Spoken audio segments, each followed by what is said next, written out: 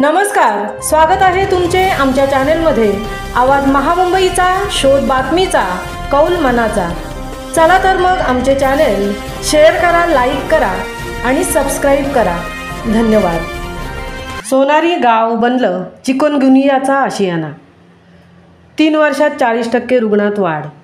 सोनारी ग्रामपंचायतीचे दुर्लक्ष।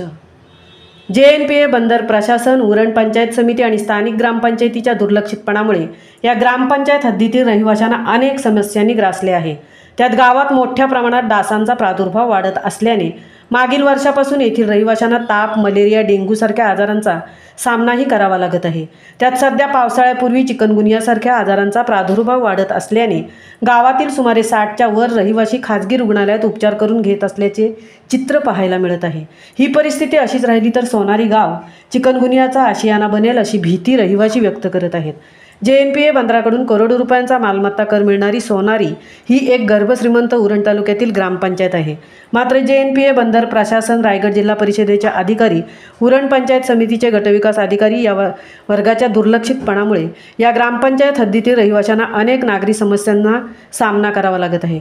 त्यात तुंबलेली गटारे, साठवून ठेवलेल्या पाण्याच्या साठ्यामुळे डासांचा प्रादुर्भाव वाढत आहे। सदर डास हे रहिवाशांना चावत असल्याने मलेरिया, डेंग्यू सारखे रुग्ण ग्रामपंचायत हद्दीत या अगोदरही आढळून आले आहेत।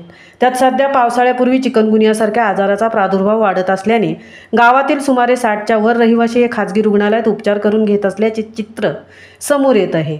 ही परिस्थिती अशीच राहिली तर सोनारी गाव चिकनगुनियाचा आशियाना बनेल अशी भीती रहिवासी व्यक्त करत आहेत। मात्र तालुका आरोग्य विभाग या संदर्भात ठोस उपाययोजना करत नसल्याने रहिवाशांमध्ये नाराजीचा सूर उमटू लागला आहे।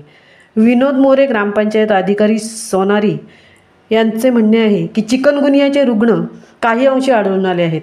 गावातील गटाराची साफसफाई केली जात असून वेळोवेळी औषधांची फवारणीही केली जात आहे। सध्या JNPA बंदराकडून मुख्य नाल्याची साफसफाई करण्याचेही काम सुरू आहे। आवाज महामुंबईचा चॅनेलसाठी अनंत नारंगीकर सह तृप्ती भोईर, सोनारी, उरण।